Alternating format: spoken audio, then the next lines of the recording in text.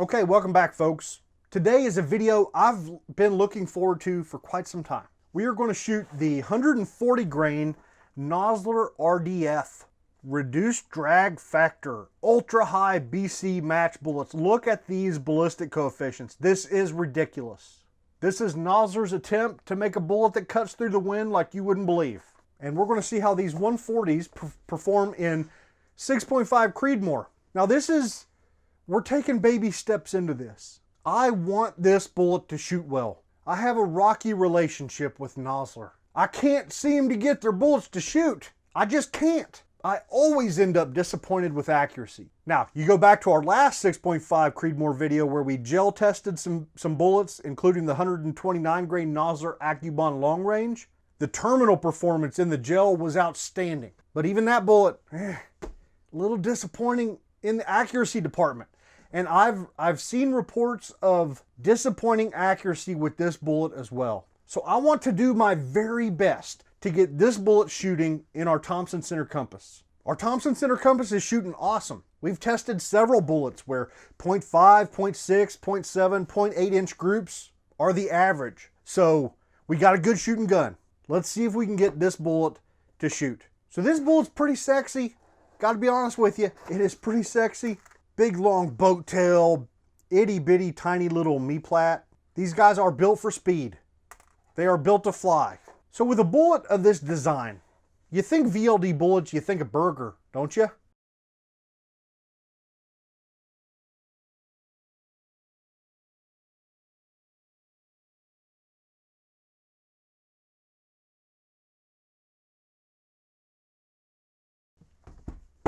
If we look in the burger manual, and we go to the section called Getting the Best Precision and Accuracy from VLD Bullets in Your Rifle. That's exactly what I want, brother. I want the best precision and accuracy. So if you read through what they have to say, it's all about overall length. If somebody says like, man, I can't get these things to shoot, you don't tell them to try a different powder.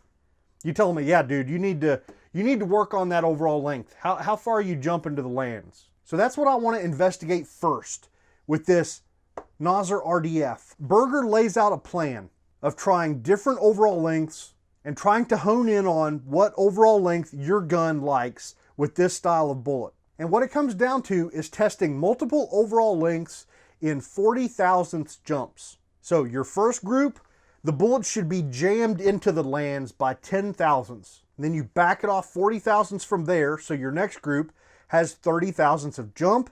The next group has 70 thousandths of jump. The one after that has 110 thousandths of jump, and so on. You shoot multiple overall lengths in 40 thousandths increments, and here's what they say. The remarkable reality of this test is that one of those 4 cartridge overall lengths will outperform the other 3 by a considerable margin. Taking the time to set this test up will pay off when you find that your rifle is capable of shooting the VLD bullets very well. So this is kind of step 1. Load up some different overall lengths, 40 thousandths increments, and see how it shoots. So this is working out pretty well. So we've been shooting Starline small primer brass here with our 6.5 Creedmoor. We're on our 7th firing of this batch of 100 pieces of Starline brass. Now where we sit, I've got a few rounds left over from my gel testing, so I need to get these guys fired, get that brass emptied out, and I've got 25 pieces left.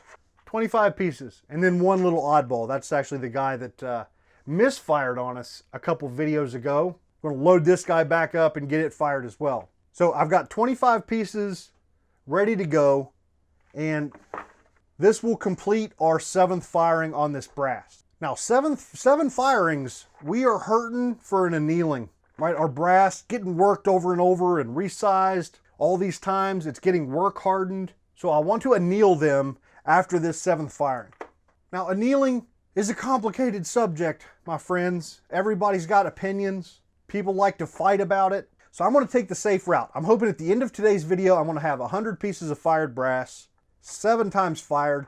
I'm going to clean them up a little bit, and I'm going to ship them off to Mopar Madman over from the Bolt Action Reloading YouTube channel. He's got an annealing made perfect machine, an AMP. It is an induction annealer, which is the best, most consistent way to anneal brass from everything I've heard. Now the machines are crazy expensive, So that's why I'm going to pack it up, send it off to him, let him anneal them for us, and then in our next video, we'll be dealing with some annealed brass. So that should be good. Back to today's video though. We've got 25, I want to shoot 25 shots.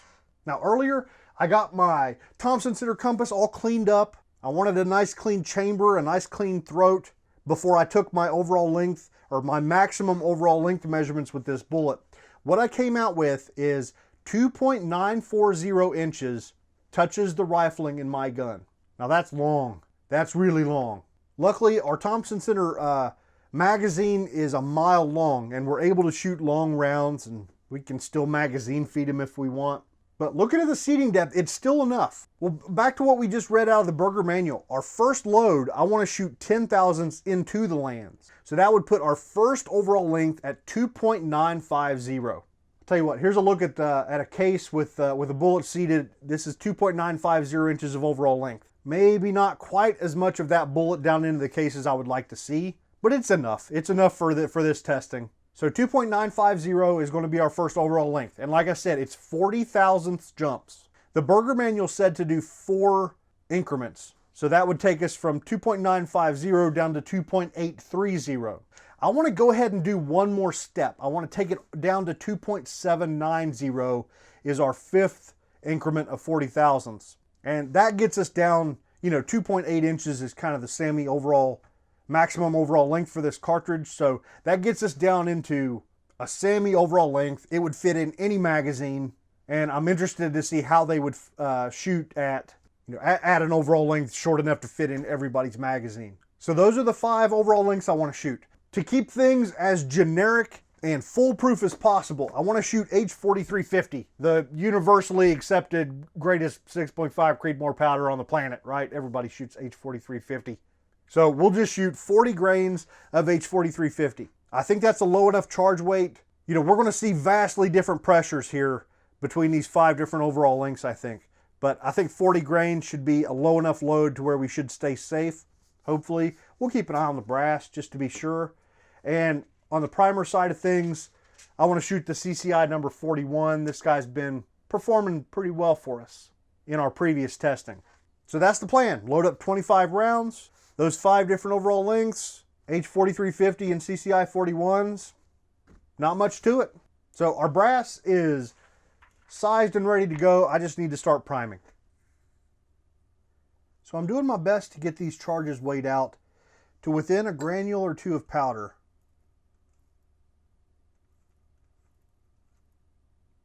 It's a little bit time consuming, but I don't want anything else to affect our results other than overall length. So as soon as I can get through these, we'll be ready to move on to bullet seating.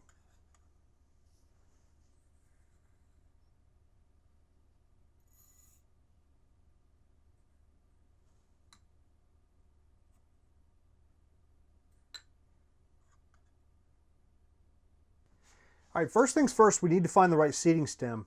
There's actually one of these where I can tell that the tip of the bullet is bottoming out down there before the ogive makes contact with the seating stem. So that's straight tip on metal. That's bad. That's worst case scenario. I am using Hornady custom grade dies, that has seating stems that are easily changeable. Actually, these got 2 of them that feel really good. Really nice fit. Like, these are equally perfect. Excellent fit. Good. So if you've got the custom grade dies with the standard 2 seating stems that it comes with, you've definitely got one that'll work well with this bullet. Or at least that's what it's looking like. All right, let's back the seating stem way out and let's get started.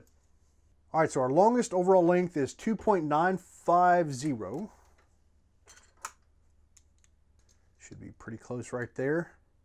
2.953. Let me seat a couple. We'll see how consistent the overall length is to the tip of the bullet with these guys.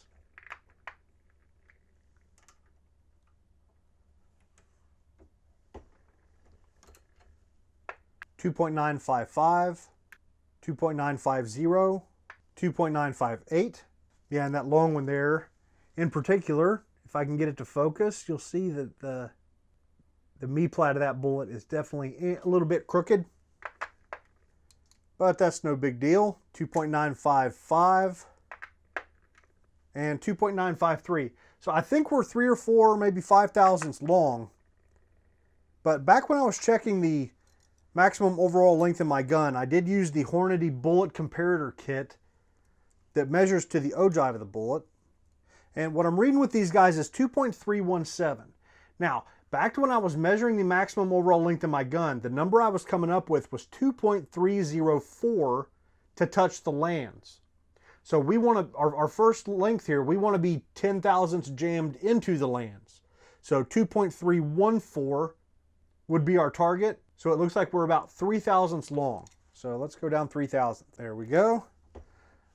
Run them back through, and we'll see if we hit that 2.314 number. 2.314, 2.3135, it's a bit of a long 2.313. Close enough. 2.314, 2.314. Good, so getting pretty consistent numbers to the ogive with these bullets. 2.314. So that's our first 5 rounds. Now, I want to go down 40 thousandths. 10, 20, 30, 40. So 2.274 should be our next. This one's 2.275. Let me seat one more. Might need to go down just a little tweak on the die. Oh, this one looks good, 2.274. And the next guy here, 2.274. Good, so you get the point. So let me get these guys finished up and I'll see you guys out on the range. Okay folks, we're shooting at 100 yards today. The dots are 1 inch. Our gun is a Thompson center compass. It has a 22-inch barrel with a 1-8 twist. Silencer Co. Omega suppressor. Magneto speed chronograph. Vortex 4 to 16 power scope. And we're shooting on 16 power. I'm shooting from a front rest and a rear bag. And we're going to start things off with our longest rounds, 2.950. They do still fit in the magazine for the compass. So I'm going to magazine feed them. So we've got 10 thousandths of jam. So whenever we go to set the bolt home, it should be, yep, definitely a little bit of pressure getting the bolt to close. Not too bad. Not bad at all, but a little bit. So let's see what these things do.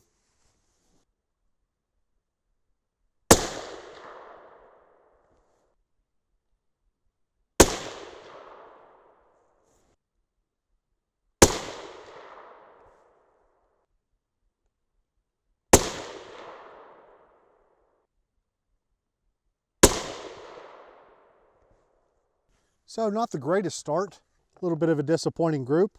The gun was warm when we got started here.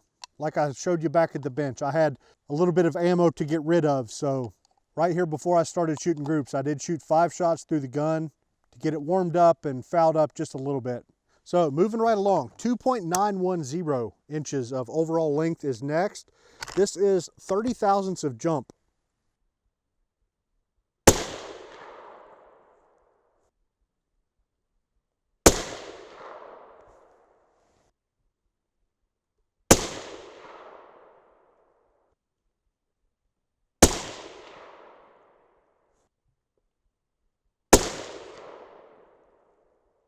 Well, I guess 4 of them kind of tried to group there. Next up is 2.870, which is 70 thousandths of jump.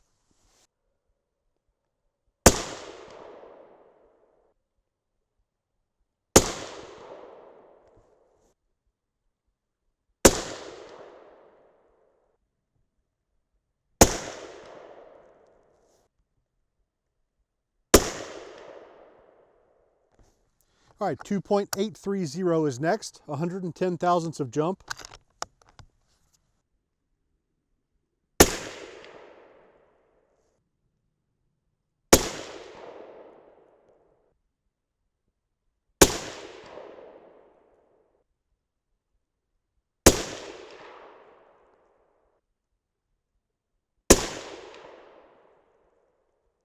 Yeah, if it wasn't for that first shot, that might not have been too bad.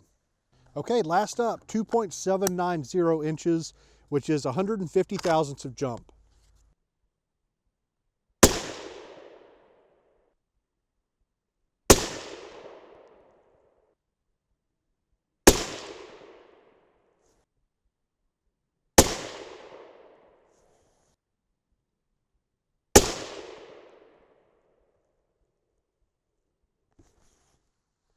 So at this point of a video, I'll generally give you a look at the brass. We'll check and make sure we don't have any pressure signs, but I don't have any brass anymore. So my batch of 6.5 Creedmoor brass has been cleaned up and shipped off to Mopar Madman for annealing. There was nothing to see for this video anyway. This was a mild load, mild velocities, no pressure signs to speak of. Speaking of mild velocities, let's look at those really quick. I don't know if there's anything significant that we can take away from these velocities. 30 thousandths off the lands, our second group, 2.910 was the lowest velocity, and then the highest velocity was 110 thousandths of jump in our fourth group. But we're only talking about a spread of 19 feet per second here in our averages, so I don't think it's significant. Especially since, our standard deviations were kind of crappy. And that's another thing I'm looking forward to seeing, once we get our brass back and it's annealed, both in 6.5 Creedmoor and in 223. I also sent him some 223 brass. If you've been following those 55 grain full metal jacket videos, over in that video, we've been having really crappy standard deviation numbers. So I'm thinking annealing might help, because if we go back to the first few videos in this 6.5 Creedmoor series, we were seeing a lot of really, really outstanding single-digit standard deviations. And the last couple videos, they just don't seem to be coming up as often. So for the longest time, I've tried to avoid annealing. It's just another godforsaken thing that slows down the process of reloading. But maybe this will be the evidence that finally gets me onto the annealing bandwagon. So now onto the important part of today's video, the groups. I was a little depressed after the first two groups. Oh, here we go again. Crappy groups. But things tightened up pretty well. I'm really happy to see that our shortest overall length actually gave us the best group. 2.790 inches was a 0.738 inch group. That's not bad shooting. All three of those last three groups, that's pretty decent shooting for this gun. If we could get this bullet shooting reliably and consistently and repeatedly under an inch, it will definitely be classified as a good bullet in my book. So this gives me hope. I think in our next video with this bullet, I might just go to 2.8 inches, just kind of the standard Creedmoor overall length, right? That'll be a very generic and standard overall length to test with going forward. We might play around more in that region, maybe exploring this 2.830 to 2.790 area once we maybe get a little bit of a load worked up, and then we'll screw around with overall length just a little bit more and see if there's anything more we can squeeze out of it. I love videos that have results like this, because this is basically completely reversed from what I thought. I thought those groups would tighten up when we got close to the lands or got into the lands. I thought those were going to be our best groups, but it definitely was not the case here. So I think that's pretty much it. Very happy. I'm encouraged by our results today. I've got hope for the Nosler RDF, this 140 grain RDF. I've got hope. So we're going to look at a little bit of a gap here between 6.5 Creedmoor videos while our brass takes its little trip through the mail. So I think what I'm going to do here over the next week or so, I want to switch gears a little bit and do several 6.5 Grendel videos. I've got a couple bullets I want to test over in that gun. So a brief pause here in the 6.5 Creedmoor series might be a good opportunity to get that taken care of. So that's it for today. If you'd like to help support my channel, come to patreon.com/reloading, and I will see you guys next time.